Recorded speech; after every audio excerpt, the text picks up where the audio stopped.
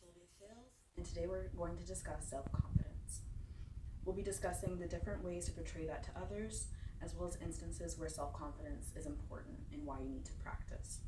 And lastly, we'll be discussing different ways you can practice even when you're not feeling so confident yourself. Let's get started. First, we'll be discussing reasons why you should practice self confidence. Throughout my research, I've discovered that nonverbal communication is just as, if not more important than verbal communication. And according to Amy Cuddy, who reinforced this belief, she has a talk called Your Body Language May Shape Who You Are. And in this discussion, she mentions how nonverbal communication can affect your outcome if you're going for a job interview, as well as a promotion in the workplace. It can even affect the different people that you choose to ask out in your social life. Today we're going to focus on self-confidence in the workplace. So we'll talk about it in instances of you going for a job interview, as well as you getting a promotion or you pitching an idea to your superiors. So next, we're going to look at different body language techniques that exude self-confidence. And we're going to focus on taking up space. So I looked at articles from CNBC as well as Inc.com for different tricks to exude self-confidence to others. One thing that you want to focus on when you're introducing yourself or when you're around your coworkers and peers in general is you want to make sure that you're standing up straight, your shoulders are back, and your head is up. And one way that I like to remember to keep my head up is to imagine that there is a string in the top of your head pulling your chin up.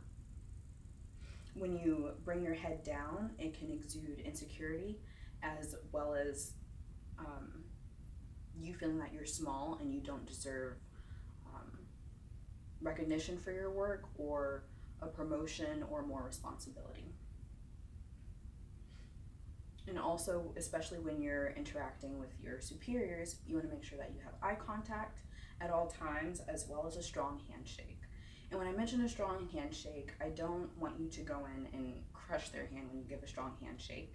You should be mindful of the amount of strength that you're using, and you want to make sure that you don't use any more force than you would if you were helping someone off of the ground.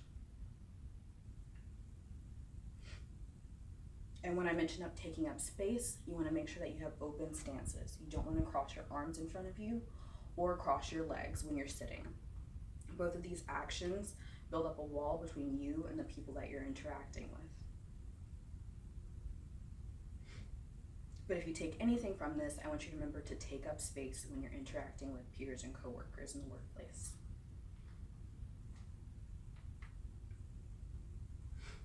And if these techniques feel a little silly to you, sometimes that happens.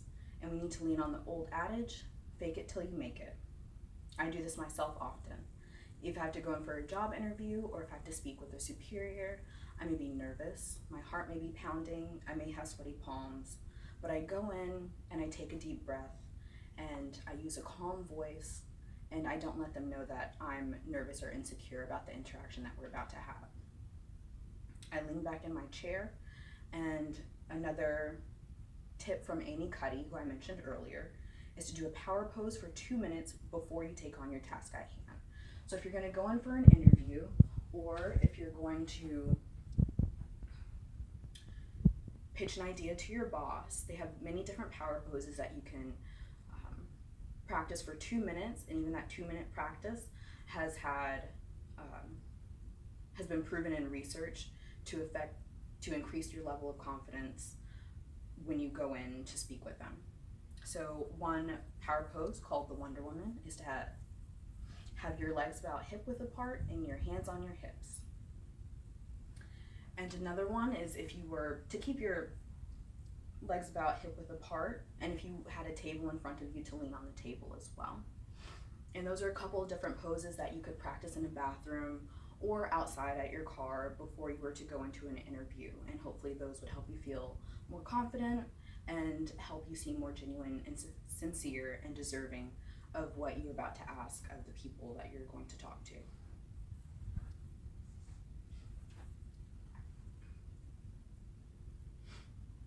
So far we've discussed the why. Why is it's important to practice self-confidence in the workplace? Self-confidence in the workplace can impress your superiors and let them know that you're ready for responsibility and you're either ready to be hired or promoted or to be given a new chance to have more responsibility in your career. We've also discussed the how. We've mentioned different body language signals that you can practice to exude self-confidence to others, whether you're feeling confident or not. So remember, we talked about standing up straight, keeping your shoulders back, lifting your head up. Make eye contact and go with a firm handshake. And once again, if you don't remember anything else, remember to take up space when you go in. And last but not least, when in doubt, fake it out. Fake it till you make it, and that often gets you through the next 10-15 minutes that you have to interact with your superiors for them to see that you're worth it.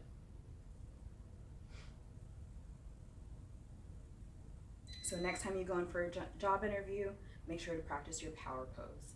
Don't let them see your nerves, and I wish you all the best in your journey to self-confidence.